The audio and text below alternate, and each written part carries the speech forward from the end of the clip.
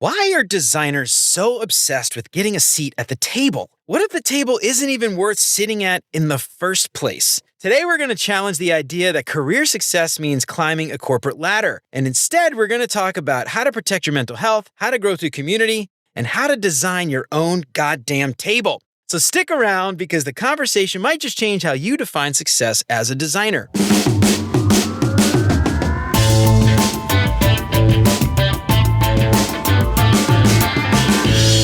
What's up, UX fam? How's your mom and them? Welcome to another episode of Beyond UX Design. I'm Jeremy. If you're new here, welcome. I am super stoked to have you. Have you ever shipped a feature that should have never seen the light of day, or survived a sprint planning where nothing got planned? Or maybe you just said, let's circle back under your breath for the 50th time this week. Well, you, my friend, have earned a Merit-ish badge. Introducing the Beyond UX Design Merit Badges, a vintage-inspired sticker series for UX designers, PMs, and engineers who have seen things. Choose from 3 sets: Soft Skills Sharp Tongue, Cult of Figma Initiation, the Pixel Pusher Survival Kit, and more to come soon, so stay tuned. Each set of 5 badges celebrates the chaos, the coping, and the conference calls that should have been DMs. Stick them on your laptop and flaunt them at your stand-up. Show the world you made it out of Q2 with your sanity mostly intact. Get 1 set of 5 stickers for $12 or 2 sets for $20 at beyonduxdesign.com/badges. Just promise me one thing. Send pics and show me where you stick them. How often do you stare at a blank Figma canvas unsure where to start? This episode is brought to you by Mobbin, the ultimate UI and UX design inspiration library.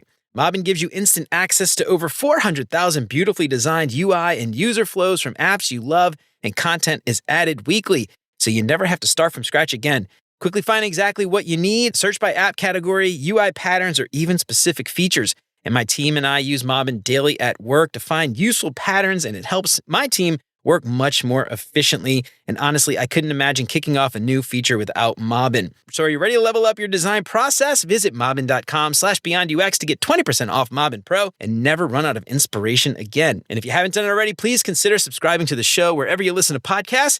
And if you are a regular here and you feel like you're getting something out of the show, I would really appreciate you leaving a 5-star review. That'll help me out so much more than you can imagine. And as always, thanks so much to Chris, Siraquan, Stacy, Roddy, Megan, Andrew, John, Mark, Kevin, Jason, Michelle, Marty, Tino, Adina, and Zoe for all their support. And if you want to join these fine folks and many others and help keep the show independent and ad-free, you'll get exclusive access to the entire video library of episodes, including episodes before they're even released. Get instant access to those videos right now for as little as $5 a month. And for more information on how you can support the show and help more people find out about what we're doing, make sure to check out beyonduxdesign.com/support. And of course, if you think the show is worth sharing, then I would love it if you told your mom and them. So a seat at the table. What is a seat at the table? What does it get you? I don't know. It's kind of this different for everybody. It's different for me, and it's probably different from my guest today, Rashmi Lopez. Today, we're going to talk about why that seat at the table might not even be worth getting.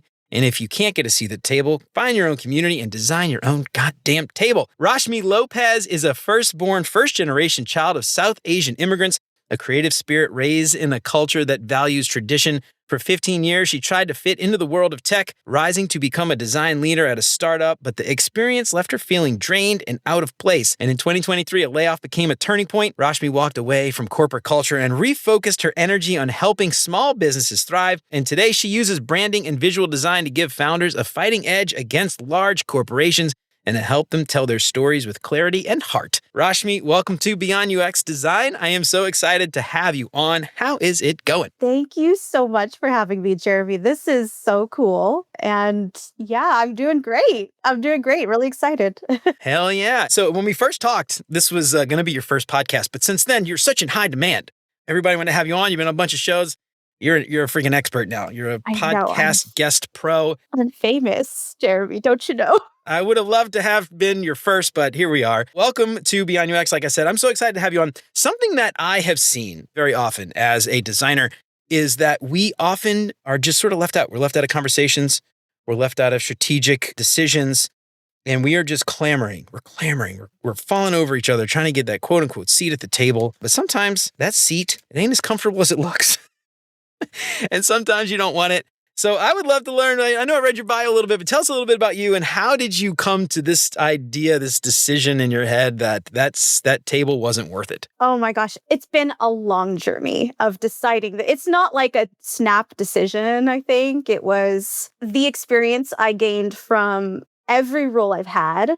It's been watching my other fellow brethren designers and my coworkers, my friends. And it's also been an interesting journey of just reflection, self-reflection on, hey, how did I get here? I found myself in a pretty high level role at my last full-time role, which was at a company called CareRev, and great startup. But unfortunately, just as things go, I think with so much learning that you go through in an organization that's so nascent, you start to feel it a lot. So I saw a lot of things happening to me, to my body, to my life, to my relationships that I didn't want to see happen. And it was very much a point of hey, what needs to change? What is it that's causing this? So therapy, conversations with other people, and just a lot of self-reflection. So it's been a long journey. And it's, as you said, it's been over 15 years, going on 20 pretty soon here. So yeah, it's a lot. It's a lot. Yeah. Well, so, as we talk about like rethinking a seat at the table, I'm curious what that means for you, because I'm sure if you ask every designer, you're going to hear a ton of different answers as to like what that seat at the table actually means.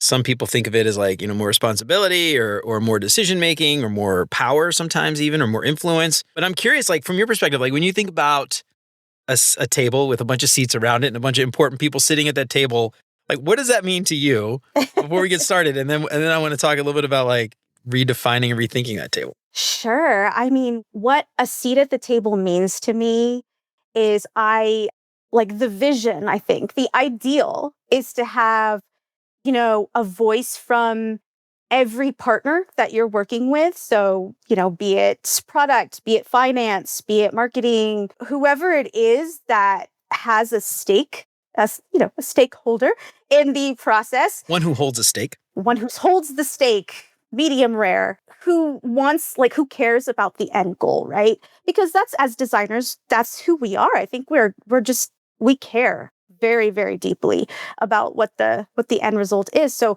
ideally, it looks like just partnership.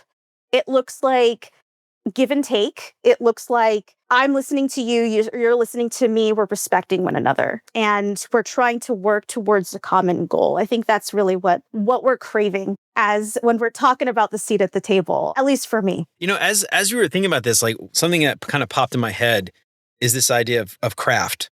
Right. And something that we talk a lot about as designers, in the zeitgeist at least, is this idea of craft. And then when you think about craft, you think about craftsmen, craftspeople, people who have a craft and they do that. And when you think about that, I think about like leather workers or like plumbers, carpenters, people that you hire them to do a specific thing and you don't tell them how to do it. Right. They come in and they do the thing you paid them to do. And you said something that made me think about this, which is we care a lot. Right. We have empathy. Obviously, that's a buzzword kind of, but it is true. I think we care. And we are often not able to, in contrast to traditional crafts people, we are not able to do the things that we think we should do. We are often told to do things that we know are wrong, or we think are wrong, or we think are incorrect, or low quality, whatever, rush things or skip steps, things like that.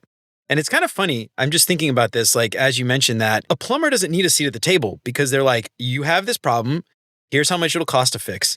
A leather worker, somebody will like make something and they will sell it and they will say, this is what I designed. I made this thing. It's beautiful.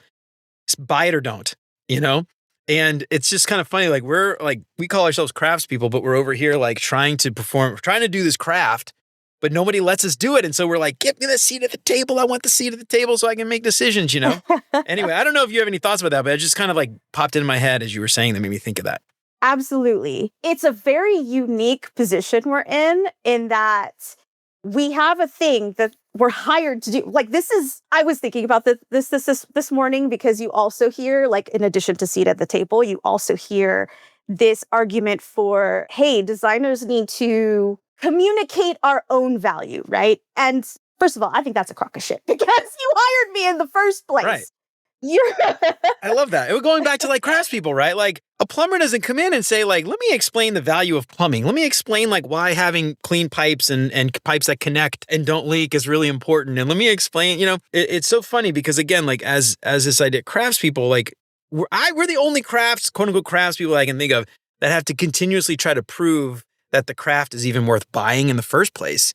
And it kind of blows my mind. I didn't mean to cut you off. Sorry, you were in the middle of saying something. No, this is exactly the connection here. There are certain professions that I don't know, maybe the perception is like, oh, of course, a plumber, that's the value. I get it. But there's also this interesting, like there's the apparent value, but there's also the hidden value, the bigger part of the iceberg, as the drawing is, the visualization that we've seen in a meme a million times. There's the unseen that feels so like, well, if you just listened to me, then you would hear everything else but there's also this, like, there's the gap there that somehow in the industry we're having a hard time finding, connection with non-designers in that regard. So it's the communicating value, the need to really like connect too. I think this is another reason designers are like we do pretty well by ourselves, but we're also better as a group. We take the care that we have, and then we just amplify it with each other, like through critique, through conversation, through exploration, through research, right? So there's just a lot of care that goes into it that's unseen by people who are the stakeholders who aren't like in the nitty-gritty. So it's difficult. Yeah. Now, in our pre-interview prep talk, you mentioned something. You talked about like Da Vinci and all these like classic designers and artists and everybody else who just sort of like built things. And when I think about our current career, you just mentioned this too, like we have to sell the value, right? Like people don't understand the value. We have to convince them that what we're doing, what we're designing is actually worthwhile over any other number of people who could have an idea, stakeholders, PMs, whatever. And I don't want to diminish their ideas, because those people often do have incredible, wonderful ideas.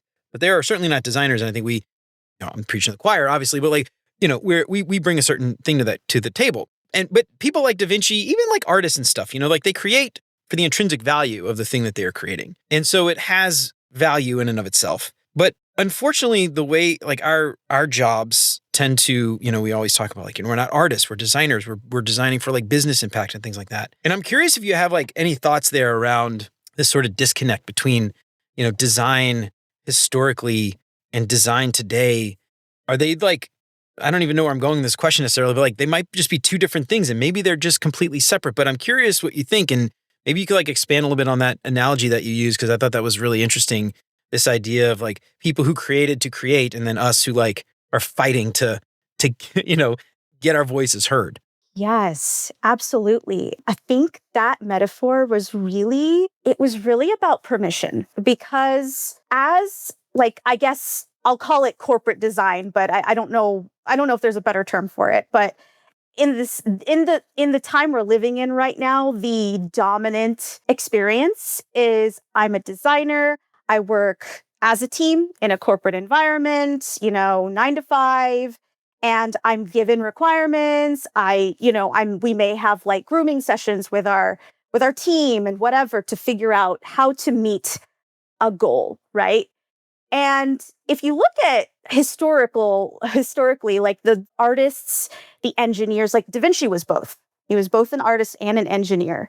And he didn't necessarily need somebody to tell him or give him a goal about something. He dreamed a lot. He said, what if this happened? And he would go ahead and give himself permission to just explore and play and work through whatever he's working through. And sometimes the solution was art. And sometimes the solution was the goal, like things like the Renaissance man, right? Like just things that help other people, that move things forward. And you see works like that having impact, having like those things are the things that are in museums now, that we go, like I'll go to the Getty and I'll just like take in all of these impactful projects. And an interesting thought occurred to me, like while I was thinking about this, I was like, I don't think the Care app is going to find its way into a museum. Yeah. Likewise, yeah. Anything I've ever done in my entire career. Yeah, like what is your OKR? You're like, say you did meet all of your OKRs in any given quarter. Is that going to be shown in a museum?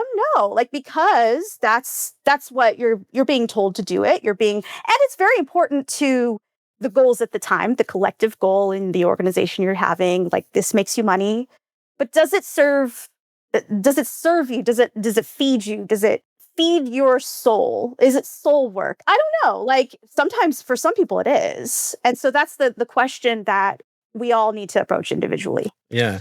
No, I think that's so true. And as we were like kind of talking through this, like something I keep kind of going back to is this idea that like for us, a lot of times designers, success means, not necessarily a seat at the table of success, but a seat at the table generally implies upward progression in your, career. And so you're a lead and you're a manager, whatever, and suddenly you get a seat at the table. And so that's success. But what I love about what you're talking about here is like, what does actual success look like? And I think it's interesting because like what I would say is success for me is probably very different for you. It's probably very different for everybody. But I just think like, I wonder if you could talk a little bit about that. Cause like, why do we fixate so much on that seat at the table as a metric of success versus 1,000 other things you were talking about, like when you injure, like, my body and like exercise and like being able to eat healthy and not being overworked and sleep, working all night, like all those things are unhealthy, but somehow it's successful. It's kind of interesting. It's like this oxymoron paradox, perhaps. But, when we think about success, we often tie it to the seat at the table, but what does success actually look like? This is such an interesting thing to think through because on one hand, it's so individualized, right? Like my vision of success is probably most likely different from your vision of success. So I'll tell you what, I guess the journey that I went through to even define success for myself, because like I feel like it used to be one thing and then there was a shift and then now it's something different. So before, and it was exactly as you say, like the seat at the table, I think in a way, because designers care so much, we also tend to be people pleasers quite a bit. And a seat at the table often like just, I guess subconsciously does communicate respect. In like this is what we crave. We crave a sense of respect. We crave mattering. Like we want to matter very, very much, right? At least in me, like with my life and with, stuff that I've worked through in therapy all the time, growing up, success also equated to money. It equated to like being a very like outwardly successful, like the title, the cars, the appearances, right? And that's something that I chased a lot. Like as recently as, going into I was so excited to become a design leader on a couple of things. Like, yes, I wanted to support a team. I wanted to pay things forward. I wanted to be a mentor to other designers. But there was also this sense of, oh my gosh, I'm going to have this great title and my family's going to love me. Like my family's actually going to, my mom's actually going to tell me I'm proud. And the South Asians on this call will know that that is a prize. Like that's not something that we get very often. But, and this is something I did, I guess, towards the end of my time there, even before I was laid off, I was starting to see things break down, as I mentioned earlier. And I did something like usually you seek mentorship. You're like, okay, who's farther along than I am? Like, can they give me advice on what to do? But a shift happened where instead I projected further into if I keep going as I'm going now, like just most at the speed of like just in a vacuum, where is that going to lead? Who am I going to be? Is that what I want? Because in reality, all we have is right now. We don't like any type of future, like senior designer, leader, CCO, whatever the goal is. That's not promised. Time is not promised, right? So all we have is right now. So if I continue, is this good? Like, is it going to meet the goals that I need? And the answer was no. That shifted and success turned from the title, the appearances, the money to healthy, good relationship, like being present at all times, being able to enjoy myself, experiencing joy again. I was having like, this is what something burnout does to you is it takes away your joy because you're always living in the future. You're always like trying to foresee the next goal, the next OKR, whatever is going to happen in the future. And it takes a toll on you. It's important. Don't get me wrong. Goals are very important things, but you also must experience your own self in your own body and know yourself to know where, like, is who I am right now going to take me to where I want to be. Yeah. I love that. I was thinking about as you were talking, did you ever watch Mad Men? Oh my gosh. Everybody tells me to, and I need to, but I haven't. No. Well, so it's all about this idea of like almost exactly what you're talking about, right? Like chasing the clients, like moving up the ladder, working all night, working weekends. And, the show's about this guy, Don Draper, who, actually came from like nothing. Well, you don't know that till the end. Spoilers, by the way, for anybody listening, earmuffs if you haven't watched it.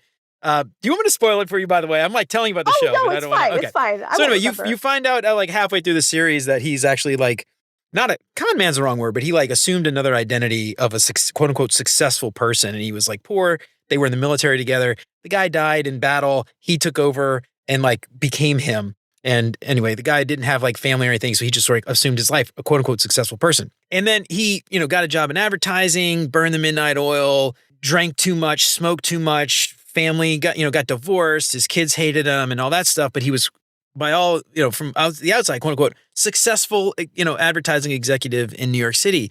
And you see like this sort of progression over time. And then the last closing series, like the close of the series is like him on a mountain, like doing meditation to like, and like, it's like he like leaves the corporate world behind. And so this is like sort of Don Draper, like imagine finding what success really looks like. And I just couldn't help in my head, but like make that connection. And, spoiler, sorry, if you hadn't seen the show, it's been a decade. I think the spoiler thing has passed. But anyway, that kind of reminded me of that. This sort of like, success from the outside might look very different from the inside, which leads me to the next thing that I want to talk about, which is sort of the role of mental health in all of this. And you mentioned, in the beginning of the show, like, having a therapist, someone to talk to, even if it's not a quote unquote therapist, but like somebody to just chat with, even if it's just friends or peers or whatever. But I'd love to learn about that. Like, how did mental health, or how did you come to like prioritize mental health, like over the money or the title or any of those other things? Because I think that's often like what we struggle with more than anything else. At least I do. So I'm curious, like what your journey was like. It's honestly the hardest journey because as designers, we prioritize empathy. And so sometimes the person we're trying to empathize with becomes more important than us. And we just kind of we become the researcher and we're like, okay, I'm not here. Just like, do your thing. So it's easy. It's easy to not pay attention. So the journey shifted, and it was very like little tiny shifts over time, I would say. The first thing that happened was I made a conscious decision that as a design leader, and this was before I hired a single person, I said, I'm going to be like the best leaders that I've been under. I'm going to prioritize mental health above everything. And this was I'm just a fucking rebel sometimes. Like I'm like one of those people, even when I was doing 9 to 5s, I would just be like, I don't care if these people fire me. I'm just going to do whatever I want. Right. And I was like, I don't care what the policy is. I don't care what the company policy is going to be, if it changes or not, but I'm going to be the one to tell you that if you need a mental health break, you take it. No questions asked. And then, of course, there was other protocols behind that, of course, because you just have to. But I wasn't modeling it. I wasn't doing it myself. And at one point, I noticed that people don't follow your words, they follow your actions. They follow, what is Rashmi doing? Like, Rashmi's the leader. I'm going to follow her lead. So before the layoff, I was starting to experience burnout already. And I said, I really need to be modeling this to people, because if I'm experiencing this, they are too, and probably more so. And that's what made me change. I had never had a therapist before, and I went on BetterHelp, which, I've been told, at the time was told that it was the best place to find one because you could switch if you needed to, and eventually found a good one. And I think that's just the action of like, you just show up.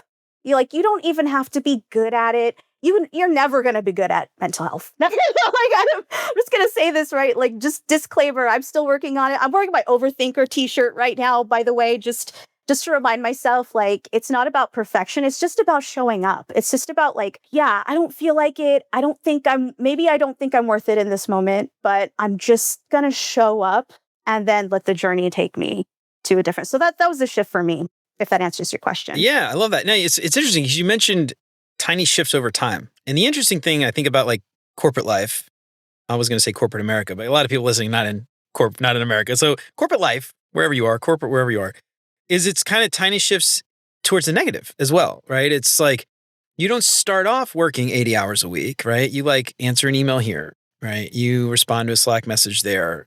You say, oh, I got to finish this thing. You work a couple hours here, then a couple hours there. Suddenly you're working all night. You're working every weekend. And the thing there is like, you're setting a precedent. You get to the point where that is the norm and everybody does it. And so when you're suddenly working 40 hours, a full-time job, it's not enough time anymore. And you're like, well, how the fuck did I get here? Like, what happened? It wasn't like this 6 months ago. It wasn't like this a year ago. Like one leader comes in and just changes the culture of the team, not overnight, slowly, little by little over time. And then suddenly 6 months later, you're like, this is not the job I had 6 months ago. It's totally different. And so like, it's really interesting. You mentioned like tiny shifts. It's like tiny shifts towards the good, but it's also like tiny shifts towards the bad. And then you get to the point like I've seen this at certain places, like almost like gaslighting you. Like, you're not working hard enough. You're not working fast enough. You're like, wait, I work 40 hours this week. That's not enough. Well, Jim's working 45 hours a week, or Jim's working overnight. Jim answers my phone call when he calls, when I call on at night. Like, why don't you, And so then you're like, well, shit, I'm a bad employee, and you're getting like gaslit. Those things don't happen immediately. It's like, it's a slow drip towards that. And what I've been talking, like, tying this back to the seat at the table, that's how we think we get the seat at the table a lot of times, right? Like, we think if I work harder, if I work later, if I answer emails in the middle of the night, if I answer phone calls in the middle of the night because my CEO is a workaholic, I think like that's how I'll get to the point where I can influence him and I'll get that seat at the table just like he has. And it's so dangerous because it just like you said, it happens over time. I love that you call out, therapy and talking to somebody, because I think like, as I think about this, when you're getting gaslit by nature, right? It's you thinking you're wrong because the other person told you were wrong. And often it takes a third party, somebody else. You mean like, the fuck you talking about, dude? That's crazy. Like 80 hours a week is not normal. Like answering emails in the middle of the night is not normal. Like those kinds of things to snap out of it, And so it could even be, and then I don't know how easy this might be because I think it depends on the team, but like, stop answering that third email in the middle of the night. And then a month later, you're not answering the second email. And then a month later, you're not answering that first email. And you're starting to like kind of flip the script. Thinking about seat at the table too, this is really interesting. I don't want to give the impression that a seat at the table at work is not valuable. But I think thinking about those toxic environments, I want to get your thoughts on this. It isn't that you don't need a seat at the table or you say, fuck the table. It's that this is the wrong table for me. I'm going to go find a job somewhere that is a seat at the table that I want, that values me. And so anyway, I kind of tying that back. Curious, you just like have any extra thoughts there? I know I've been talking a lot. The whole point is to ask you questions, not for me to pontificate. No, but I love this. But anyway, I just curious if you have any other thoughts there, because I don't know. This is all the stuff you said made me think of those things. I just want to. Yes. So, I mean, jumping off of it, sometimes it's a different table, right? Because, so first of all, let's talk about the reality of the table. Like what is the table the one you really want to be at? Is like, do you know what the nature of the table really is and why? Like, if it is so good, then sure, maybe what you're doing is worth it. But you need to know whether or not it's worth it before you start to destroy yourself to get there, right? The second thing you said is, okay, maybe I need a different table. Maybe it's a different job. Maybe it's something else. Or maybe it's like create my own table. Maybe I can't find the table that I'm really really want to have, like the people I really want to have lunch or dinner with or coffee, the people I really want to support who support me too, like that ideal give and take that we were talking about earlier. If that's not happening, then I guess I got to create it myself. And for me, the answer was community, because I noticed something. And I wrote like a thread about it, and so I probably said it better there than I'm going to say it here. But We'll link to it in one, the show notes. yeah, one thing I noticed about there's a difference between like corporate culture and community that I just observed, and it's to do with support. In a corporate culture, support is only given if there's conformity. It's conditional based on how well you conform, how well you perform, and are you meeting the standard. Now, it's a job, right? And that's the nature. That's why we get so pissed off when people are like, "We're family here." They're like, "No, it's not." We're definitely not family. Yeah.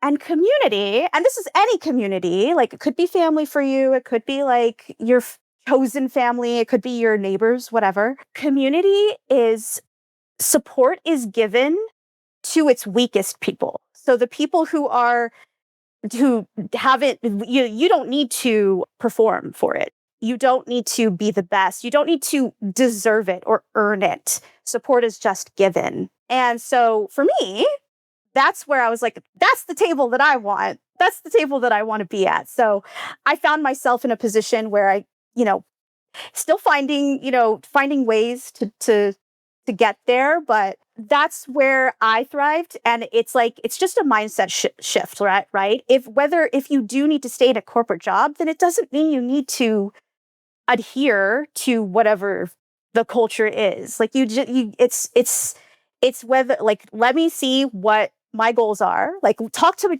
your older self and say, is that the person I want to be? Like, what would they say to me? Not like another mentor, not anybody else. I want the listeners on this call to think about who you're going to be in the future if you continue this way, and then shift to the person that you want to be, and then follow that path instead, and find the table that works for you for that person. Yeah. It's interesting. I was just had this thought when you're talking just now about like finding your own table.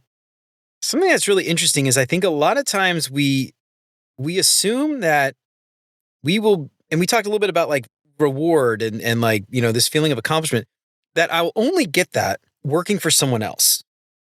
And I don't want to imply that everybody should go off and start their own business. I have tried it multiple times, failed multiple times. Every one of them has like, I've never made like a multi-million-dollar business. I barely made actually, I've never had a six-figure business. I haven't even like hit that point yet. So like, I don't know what the hell I'm talking about, right? When it comes to like owning a business.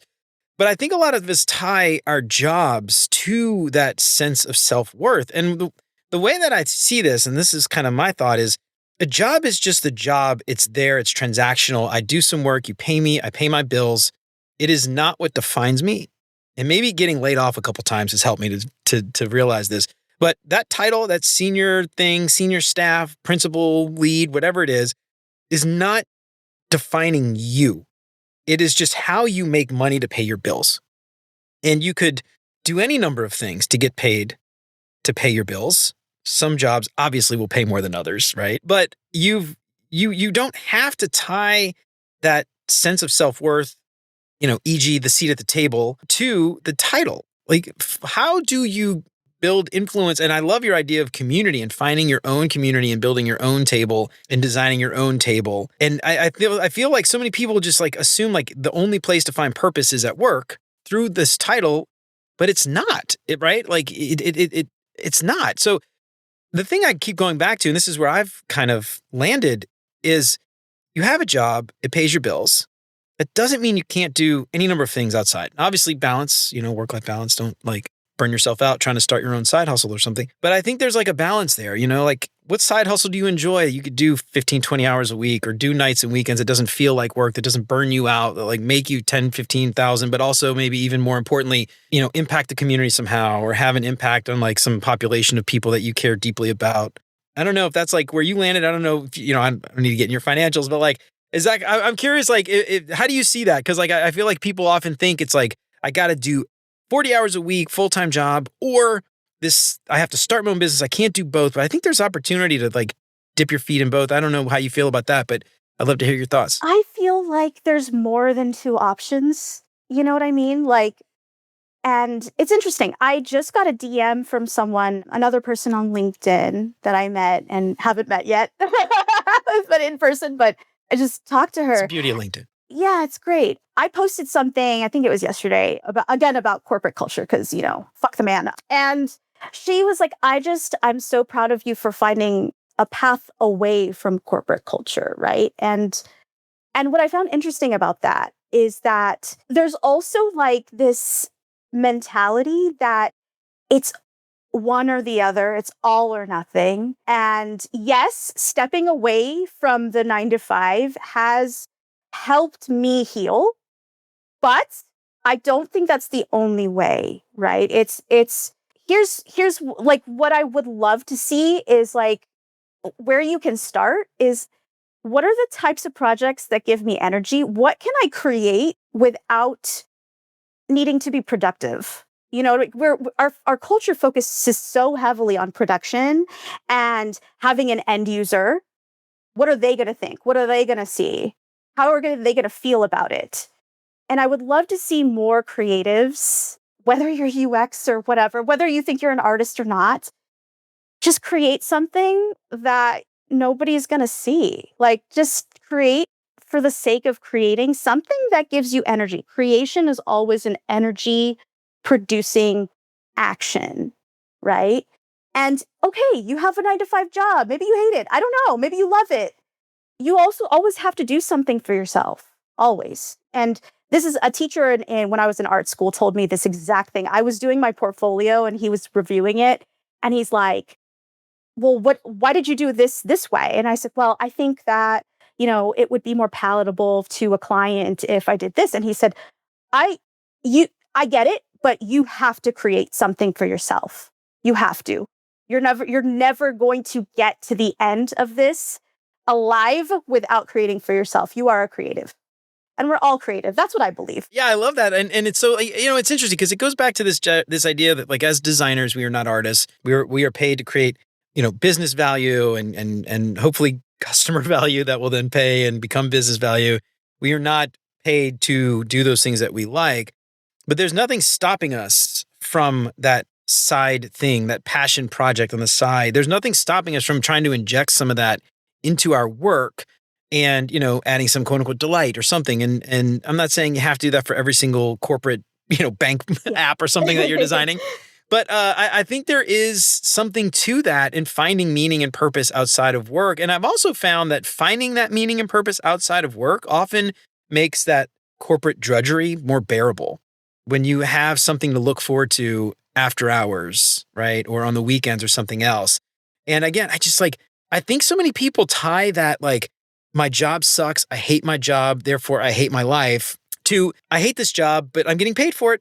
I get paid every 2 weeks. Hooray. What do you need me to do? I don't care. I'll push the pixels around all day long. You're paying me. I don't give a damn. I'll do whatever the hell you want. That's great. As long as you keep paying me, but yeah, it's just really interesting. This whole idea though, of finding something on the side, even if it doesn't make you any money, even if it's just like drawing and sketching in a notebook, even if it's like coloring or building Legos, obviously you got to have a job to pay for the Legos because the Legos ain't cheap.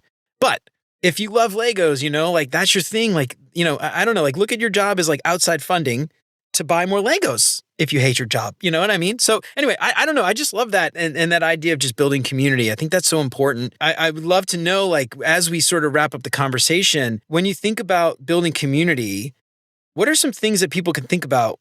Because I think most people, they assume I'm a designer. I want to find a community. I'm going to find IXDA. I'm going to find Fit and Figma. I'm going to find some UX meetup or something like that. I assume you're way beyond that. How do you find community? As people listening, what advice do you have for them to go out and find that community? I'm going to say something and it feels like so stupid. Like it feels like just so simple that it's stupid. Like if people are going to be like, shut the hell up. And maybe you will, but honestly, it comes down to just making friends. And here's the thinking behind this, okay? I used to think that quote unquote networking, like the way, like the thing that how we think about networking as a professional, right? It's let me go to a group environment, right? Whether it's virtual or in person, and let me try to get people to like me enough to to like give something to me, like in terms of a job or an opportunity or a connection or whatever it is. And then you never see that person again. you talk to them and you're like trying to like, I do this. And you're flashy and show you and give you the jazz hands. And what was missing for me in that is the part where there's no follow-up. There's no like real connection there. So what I'm saying is, yes, I would say start with what you know in IXDA or the professional organizations, the Slack channels, whatever. But don't just talk about design. Talk about people's lives. Talk about like action. So we talk like care is coming up a lot in this conversation. And it comes down to caring enough about somebody else and understanding their lives for them to in turn start to care about you and what you're up to and having the seat at the table that we're talking about. That's that mutual respect. That's what is happening with you? How can I help? And that, of course, turns into the other way around. So it just becomes a very like, I don't know, this pure, like lovely thing where you're just, I don't call some of my clients, I call them my friends. I call them people that I saw that they have a dream that they really wanted to make real. And I have the ability to do that for them. So I do. And I just, you know what I mean? It's so much more fulfilling than the perfectionism and the corporate laddering and all of that. And that is real community at the end of the day. It's just, how can I support you? Yeah, it's something you think, I don't know, do you have kids? I don't know if you have kids. I don't. I have a fur baby. But you have a fur baby. Okay. So I'm 43. My wife's 43. We have kids. We have 2 kids. The older we get, the harder it becomes to find friends. And we actually moved all the way across the country. No family. We didn't know anybody here. Some people from work and stuff, but we had no friends. And it was like so freaking hard, like finding friends. We end up, it's like, I don't know if you ever plan on having kids, but at some point, well, you fur baby, dog or cat? Dog. I'm willing to bet you could go to like the dog park and like find other people who have like dogs. But like for us, it ends up being like, our kids and their parents, like we're friends with our kids' parents. It's like friends, our kids can hang out and then like we'll hang out and like every once in a while there's like a weirdo. I'm like, oh, that kid was freaking weird. Or like that parent was like super weird. I don't want to hang out with them anymore. But that's something like, and again, like thinking outside work, I hate talking about work. I never talk about work. Like I never ask people, what do you do? Like if they ask me, I'm like, oh, what do you do? I guess you care about that. But like nobody knows what a UX designer is anyway. So it's like so pointless to even talk about it. But anyway, I love that. Like finding friends, making friends. Like there's so many places, like when we went to Cincinnati, there's like, outdoor groups that go hiking together or like, all that stuff. I love finding things like that. Like I'm actually the Cub Scout den leader for my kid. And so like, it's like, ends up being a lot of dads mostly because dads are in this Cub Scouts, but other dads who like hiking and camping, going outdoors and all that stuff. I'm like, oh, their kids like it too. So my kids get to hang out. And anyway, I don't know. I just love that. I think that's like, I find that so much more fulfilling. And I love like volunteering 15, 20 hours a week there, even if it doesn't make me any money, it feels rewarding. And like, I get to hang out with my kids. I get to hang out with like other people. Unfortunately, with Scouts, there's no beer, which is kind of like tough, but I know, I just love that. I don't have any other like thoughts, but, finding community doesn't have to be around design. I love that you call that out. And I think just like finding purpose. Yes. I feel like, again, finding purpose outside of work makes a miserable, mundane corporate job that much. Because it's funny, people in corporate America, I'm sure like accountants and stuff complain about their job, but like, I don't know of another profession that like complains about their job as much as designers do. Like maybe it happens. Maybe there are, but like accountants love math. Like they love accountants. Like nobody's going to be complaining about their job. It's just like, it is what it is. You hired me to crunch numbers. I'm crunching numbers. You know what I mean? Mm-hmm. Yes. And I don't know. It's kind of funny. I don't know. I don't know a lot of people obviously, but like I feel like designers just complain so much about their jobs. And, I don't know. I guess maybe like, I don't know. I'm We're sure rebels at heart. Yeah. Just we feel trapped. Exactly. We just need our wings to be free. I love that. All right. So Rashmi, we have had you for a little while now. Before we get out of here, I want to ask you some questions to help our listeners get to know you a little bit better. But before we do that, any other closing thoughts? Anything that we didn't get a chance to talk about as it relates to that stupid seat at the table that we all want? Any other closing thoughts? Anything we hadn't talked about that you think is worth digging into? We did touch upon, is that seat at the table worth it? And one thing having, as someone who has actually been at a table, I don't know. I'm sure there are many people who are listening as well, and yourself included. But as soon as I became a leader, I was like, yes, people are going to listen to me now, right? And I got to that table. I was invited to the offsites, the leadership offsites, the leadership calls, all of those things. And let me tell you something about those people. They poop too. They are nothing special about them. They are not, and this is why I said, like, I think it's really worth checking out that table and seeing if it's worth your time, because, I encountered people who were, toxic, whether or not they meant to, that's a different issue entirely, but just, like people who are out for themselves, like who are not like, who wanted that exchange or who had the care of the end product. They just needed to hit a revenue goal. And oftentimes it does come down to revenue goals and not about the experience, which is something designers are always frustrated about. And imagine getting there and finding out that nobody actually cares about that. So just vet your seat at the table, please. If that is something you want to do, ask the right questions and understand yourself enough to know, like, are these the types of people I want to be collaborating with? So I guess that goes for any job, any situation. Yeah, those people, they poop too, but the difference is they get the 2-ply toilet paper and you get the 1-ply in the employee bathrooms. They get the they fancy. Don't get the nice Charmin. Yeah, they get the fancy 2-ply. You get the industrial 1-ply in your nasty, dirty toilet where you have to shitty. It was funny. Speaking of toilets, this is a funny anecdote. I used to work with a bunch of people from Europe, and they hated coming to our office in the United States because the toilets are like, you guys are so archaic. Your toilets, anybody could just stick their head under these stalls. Like, why don't the stalls go to the ground? I don't understand.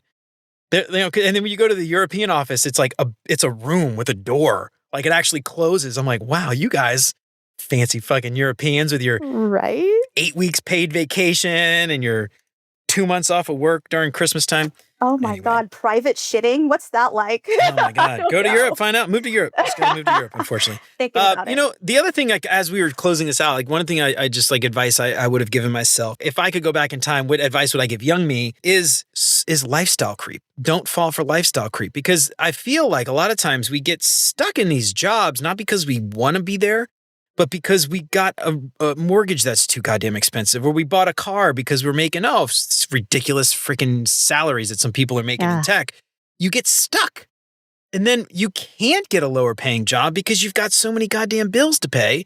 So, just watch out for that. If you don't need to pay as much money for things, you don't need to make as much money, and you don't need that ridiculously stressful tech job. Not to say you need to get out of design by any means, but you don't need that, like, ridiculously stressful tech job that's going to expect you to work 80 hours a week. Find something else that might not be paying you as much, where you can go to lunch and get off early and hang out with your family and all that stuff, but you don't need to make as much. And so anyway, that's advice like I give myself years ago if I go back in time. Again, mental health, more important to me. That would have been very helpful for me to hear as well. I had just purchased a very expensive house in Long Beach, and I can't imagine what that is, by the way. That just blows my mind how much it probably costs. I don't want to know of it. It's a lot. Yeah, it's I could afford it when I had the job, and then I got laid off the day it closed. The house closed. Jesus Christ. And now I'm paying for it. So listeners, take heed. Don't move to Long Beach. I don't know. I'm sure. Yeah, you get like the move beach. here. There's better place. There's just find a better house that you can afford. All right, Rashmi, this has been amazing, awesome conversation. I have enjoyed this thoroughly. Before we get out of here, like I said, I've got a few questions I like to ask all my guests to help our listeners get to know our guests a little bit better. I almost said I got a bunch of questions from my listeners to help my guests get to know a little bit. That doesn't make any sense. The questions are for you, not the listeners. First thing that comes to your mind, you don't have to think too hard about it. These are pretty simple. First up, what is your favorite non-design? Oh my gosh, I have so many. Like my first instinct was to say a book but my favorite author kind of got like canceled recently. Uh-oh. Okay. What happened? I'm trying. So I will shout out the art and separate the artist from it.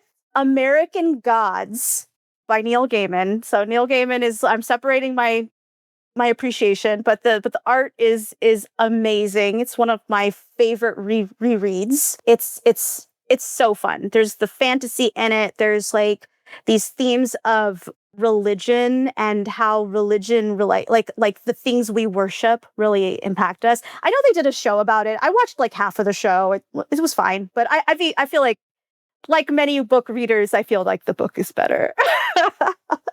So I'm curious, why did he get canceled? I'm not familiar. Like, what happened? Oh, it was like a Me Too thing. I'm sure if you look him up, you'll find it. But his art is amazing. Just not the guy. The guy's a dick. Art's great. Guys, yeah. All Down, right. down. Fair enough. Next up, what is your favorite non-design podcast? Oh, it's called Anatomy of Murder. I fall into, the millennial female category of liking true crime, and it's just fascinating because it's got like the two hosts. One is in criminal law. She did it for a long time, and then the other one was in law enforcement and as a detective. And then they go through the crime, but they kind of talk about it as if like what, the nuts and bolts are of each, like why law enforcement did what they did, why they needed to gather this particular evidence or whatever in order to convict whoever it was. So I just find it fascinating over other true crime podcasts. All right. Yeah, I have actually started to listen to a couple of those, and I'd never followed up, never finished it. But yeah, I love that stuff too. Can I shout out a different one though that's more optimistic? Course. Yeah. Oh yeah, please. Go ahead. Okay, I don't remember the exact podcast name because I listened to it. It's just like a one shot, like just a set amount of episodes. It's all about Dolly Parton. I feel like it's called like Dolly Parton's America or something. Listen, like this lady, she can do no wrong as far as I'm concerned. She's like, and the podcast goes through and talks about Dolly Parton's like life and history, but also kind of like what was going on in America at the time. But so you learn so much about her, but you also learn about like the climate of like what she was experiencing as a female country star back then, like looking the way she did and experiencing what she did. So highly recommend, but very positive, like very just a fun listen. Cool. Anything Dolly Parton. I love that. She's great. I hate to say that she's like getting very old, and like I'm going to be very upset when Dolly is no longer with us. But we live very close to Dolly World, by the way. I don't know if you've ever been to Dolly World in Gatlinburg, a few hours away. It's on the bucket list. It's fun. It's like, Appalachian Disney World, I guess. That's That's exactly it. But it's awesome. It's actually very fun, and it's not nearly as expensive as Disney World. But I know. You ever make it down to Gatlinburg, make sure to check out Dollywood. All right, next up, what is your favorite meal?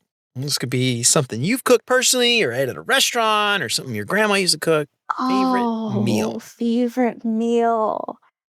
I'm so torn. I love food in so many ways. So my favorite, nostalgically. So my husband is a classically trained chef. We actually met at art school. Jealous. He was in the culinary program and I was in the design program.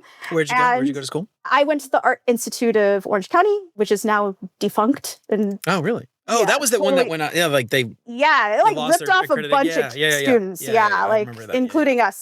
But geez. I got one thing great out of it. That was my husband, and he doesn't cook anymore. He actually switched to photography, but he still cooks for me. And he learned how to, and I'm not saying that it's like an authentic meal, but it's a meal that he makes with such love. He like always tweaks it and tries to make it like, oh, what did you think about this and that? And he learned how to make Nigerian beef stew, which is very outside of like, so he specializes in more like Mexican and Asian flavors. And so that's usually what we make. But like the Nigerian beef stew is like a special occasion because it's like, this is something I learned and it was so different than what I ever, cooked for anybody else. So this is something he makes just for me. It's my favorite thing. I have it on my birthday every year, and it's great. I love it. It's so delicious. And this is the reason I love African cuisine, like Ethiopian and Nigerian. God, I'm getting hungry just thinking about this. I love that. Yeah, I have a buddy who's Ethiopian actually, and we this sounds super bougie, but it's not. In Cincinnati area, they have these things called swim clubs, and it's sort of like a private pool. It sounds very bougie, but my pool was like built in like the 60s, and it looks like it, and it's like chain link fence all around, and like it looks like the pool from it like looks identical almost to the pool from the Sandlot. Anyway. That's amazing. They have grills and we go out and like cook and stuff, but he makes Ethiopian and he brings it out there and like cooks it on the barbecue pit. Like so he brings pots and puts the stuff in the pots. There's a lot of stews and stuff. So good. Jealous. There's like a local grocery like that has injera and he like got it. Anyway, this weekend he made a bunch of Ethiopian food and got to have some. It was so good. Oh my God. Anyway, I love that stuff. I love East African food. Where was I? I forgot about our questions. Next up, what is your favorite vacation spot? Oh, vacation spot. Because I haven't been, like, believe it or not, I have not been on a lot of vacations in my life. Really? Yeah, I haven't. And this is another reason about burnout. I'm like, I'm not taking enough time for myself. I'm not experiencing enough stuff. But I would say my favorite place that I've ever been is Australia, Sydney, Australia. Oh, okay. And yeah, it is, I'll say that it is very like being in LA, like it's very like Santa Monica vibes. If you've ever been to Santa Monica, it's like, it feels like it's the same place, only like moved across the world and in a different hemisphere. I actually went there during the winter months because down there it's summer while it's winter here. So I had Christmas down under. And it was so funny. Like you see all these like Santa Clauses, like the like yeah, doing in the summer. I know, it's weird. Yeah. And they're like wearing shorts and like no shirts. And they're like, hey, and you're like, oh my God. I love it because it's like very, half of my family, my dad's side of the family is all Fijian. So they're very Pacific Islander culture. And there's a lot of that down there. Plus like, it's also very familiar to like I said, it feels like home because I've been a resident of Los Angeles most of my life. So it's just good vibes there. And it's actually cleaner. So that's nice. That's cool. I love that. That's awesome. I've never been. I guess like in California, you're a little bit closer, I guess. But I back in New Orleans, we had some friends. The guy, Dylan, was from Australia. Oh, and they had 4 kids. And every year they would take a 2-week trip to Australia with their 4 young kids. I'm like, I don't know how you guys do that flight, dude. I don't think I could handle. I don't think I could handle. That's from New Orleans. So like you had to fly like 8 hours to California before you even flew to Australia. And anyway, very long flight. I would love to go though at some point. I actually had another buddy it's New Zealand, it's not Australia, but he did his honeymoon 2 weeks. They rented an RV and like drove all up and down New Zealand, which I know it's not the same country, but they're close enough for me to put the two together in an anecdote. But so much more pretty. And so pretty. Yeah. On my bucket list one day. Same. Do that. If you do that before you have kids. I can imagine doing that with kids. I would go nuts. I agree. Last question. What is your favorite design tool that is not Figma? Pencil and paper.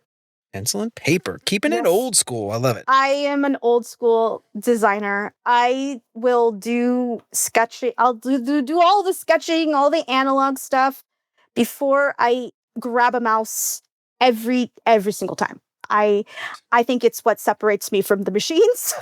That's true. Until they have hands. Until they have Arnold hands. Schwarzenegger We're not far away from that, but it also, I just feel faster when I do it that way because I'm just like, here's all the ugly shit, and then I'll just put the pretty shit like on the screen, and that I don't know. It's always been a great flow for me. So my favorite go-to, obviously I like using like color too. So I'm like, so pencil, markers, acrylic pens or something, and good old fashioned paper. All right. Well, let me ask you this. Favorite pen, favorite paper, favorite notebook. You have to have one. Oh no. So yes. So I actually really like doing everything on a nice watercolor stock, no matter what. If I had the money for that. See, if you still had that fancy seat at the table, you could afford. You wouldn't have any time to use it. That's the problem. Yeah. I'll be honest with you. I don't have like a brand or anything, but like nostalgia wise, let me see if I have it right here. I probably have it somewhere else. Oh, I do. Okay. This is my favorite the listeners can't see it, but this number 2 it pencil. is I love so little. You have used that thing almost to its my nub. favorite because my husband gave it to me when we were first dating, and I've been using it ever since. And I mean, there's no eraser on this thing anymore. But I know I don't know if it's a dumb answer, but because I don't really do brands, I just do whatever's available to me, and I just feel like that's the creative part. I just like do things and see how it goes. But yeah, that's my favorite one. I think that's amazing. Well, Rashmi, it has been incredible hanging out with you today. Before we get out of here, why don't you give yourself a plug and let everybody know where they can find you and follow you and all that good stuff. Amazing. Yes, thank you again. It's been such a gift having this conversation. You can find me. I mean, you can definitely seek out my unfinished portfolio. This is the plight of every designer, is that their portfolio is never updated. So you want to see a kind of trip through time, go to www.rashmibella, that's only one L, .design. And that is my portfolio. And okay, so other places you could find me, if, I think the audience here, probably all designers. So please, reach out, DM me on LinkedIn. I'm actually more active on Threads these days. So you can find me at Rashmi Bella Design on Threads. I love Threads. And we were talking about community earlier. That's a great place to start with community, because you just run your mouth and your community finds you. Did you ever try Blue Sky by any chance? I haven't tried it. I haven't. I might. I don't know. I signed up, and when there was like the big Twitter exodus not long ago, I haven't had Twitter in decades probably, but I joined Blue Sky. I might have posted 10 times and I never really go on it. So I'm just curious if you. But anyway, all right. Well, Rashmi, this has been amazing talking to you. I really appreciate you coming on. We're going to include all those links and everything in the show notes. If you want to find Rashmi online, find the show notes at beyonduxdesign.com. Rashmi, one more time, thank you so much for coming on. I really appreciate it. Thank you so much. Well, all right, y'all. That's it for Rashmi and me for today. I hope we helped to get you to think a little bit more about that seat at the table and whether or not that seat at the table is even worth winning. But I'm curious, have you gotten that seat at the table? Was it all that it was cracked up to be, or did you design your own table? If so, how's that working out for you? I'd love to know. Let me know what you think on LinkedIn, or shoot me an email at hello@beyonduxdesign.com. I'd love to hear from you. If you like what you heard today, don't forget to subscribe wherever you listen to podcasts. And if you feel like you're getting something out of the show, I would love it if you left a 5-star review. That would help me out so much more than you know. And if you know somebody who might find any of this stuff useful, then why don't you tell them about it? That would be fantastic. And if you listened all the way until now, then you've definitely earned a merit-ish badge. Whether you've survived tricky team dynamics, Figma fiascos, or pixel-perfect feedback loops, there's a badge with your name on it. Grab 2 sets for $20 at beyonduxdesign.com/badges. Just promise me one thing: send pics and show me where you stick them. Help keep the show independent and ad-free. Check out beyonduxdesign.com/support to find out how. You can join Chris, Siraquan, Stacy, Radu, Megan, Andrew, John, Mark, Kevin, Jason, Michelle, Marty, Tino, Adina, Zoe, and many others, and help keep the show independent and ad-free. You'll get exclusive access to the entire video library of episodes, including episodes before they're even released. Get instant access to the video archives right now for as little as $5 a month. And if you're tired of staring at a blank Figma canvas, Mobbin gives you access to over 400,000 beautifully designed UI screens and user flows with a library that grows bigger every week. Kickstart your creativity, streamline your workflow, and level up your design process. Visit mobbin.com/beyondux to get 20% off Mobbin Pro and never run out of inspiration again. Remember to sign up for the newsletter and check out all the past episodes along with all the show notes at beyonduxdesign.com. I hope you keep coming back for more great UX tips from Beyond UX Design. And until next time, remember, you're more than a designer, because there's more to UX and design. I'll see you around. Take care, y'all.